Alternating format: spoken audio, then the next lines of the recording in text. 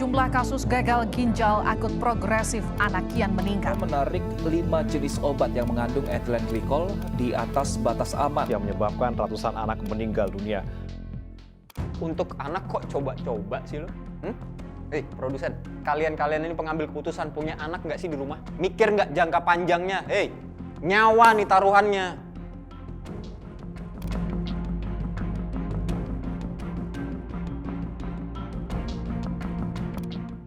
Lagi-lagi pemerintah lalai melindungi keselamatan warganya.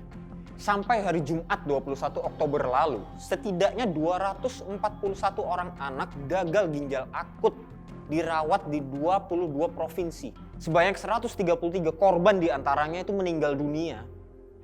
Mereka yang meregang nyawa ini, anak-anak, menurut pemantauan Kementerian Kesehatan, korban paling banyak adalah yang berumur 1 hingga 5 tahun.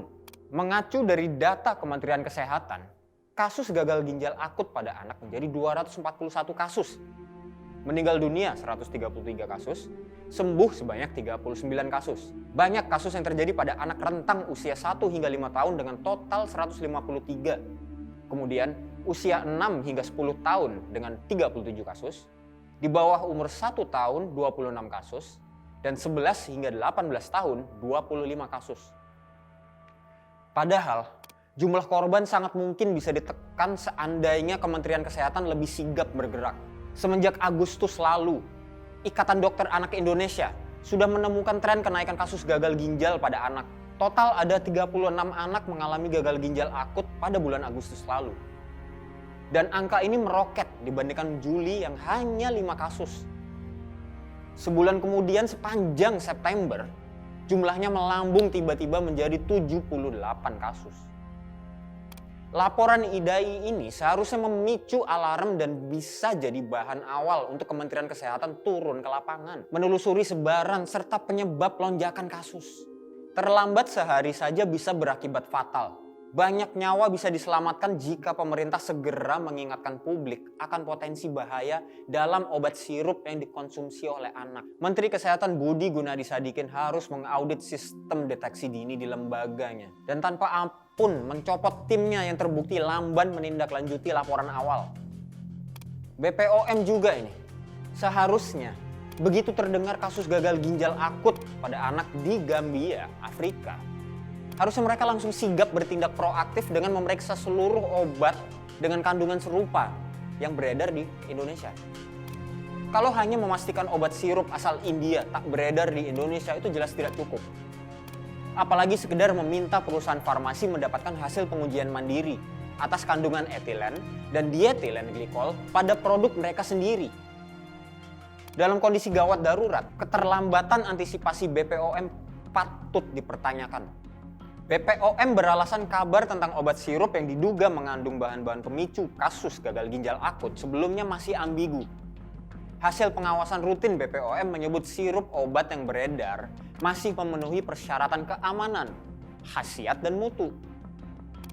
Tapi, kemudian BPOM mengaku juga menemukan adanya kontaminan etilen glikol dan dietilen glikol yang berada di atas ambang batas aman. Bahan ini memang nggak dilarang dalam pembuatan obat, tapi harus dengan farmakop dan standar baku nasional yang sudah diakui. Ambang batas aman atau tolerable daily intake untuk kontaminan etilen glikol dan dietilen glikol yaitu sebesar 0,5 mg per kilogram berat badan per hari. Pernyataan kontradiktif seperti ini, apalagi dari badan pengawas yang mengemban tugas untuk menjaga kualitas kesehatan masyarakat, tentu akan membuat kita semua ini semakin was-was. Apalagi ada kabar kalau senyawa-senyawa itu digunakan karena yang biasa dipakai sebagai pelarut sedang langka dan mahal. Produsen farmasi biasanya memakai propylene glycol atau PG. Nah, di beberapa negara yang termasuk juga Indonesia, ada pabrik obat yang menggunakan dietilen glikol dan etilen glikol sebagai pengganti propylene glycol karena katanya lebih ekonomis. Katanya. Tapi nih ya. Untuk anak kok coba-coba sih lo? Produsen, kalian ini pengambil keputusan punya anak nggak sih di rumah? Mikir nggak jangka panjangnya? Nyawa nih taruhannya.